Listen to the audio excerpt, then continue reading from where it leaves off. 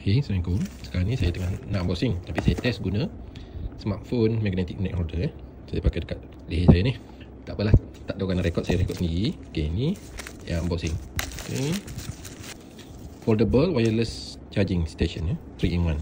iWatch charging boleh, foldable pula. Untuk apa, earphone itu ada phone charging sekali. 15 watt output, 3-in-1. Dekat tengok. Okay, oh ni dibagi ni foldable boleh lipat ni. Jadi kita ambil charger kita type C, cut sini. Ni boleh letak earphone. Untuk lampu kat belakang ni dia ada untuk jam ya. Memang terbaik, 3-in-1 wireless charger model W79. Okey, lipat senang untuk kita bawa mana-mana. Ni ada stiker untuk kita buka ni lah, magnetic charging ni.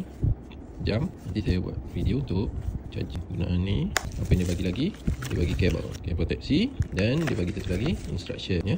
Instruction. Okey, nanti kita test gunaan dia okey ke tak. Stylo yang ni pun neck punya holder bagi saya okey.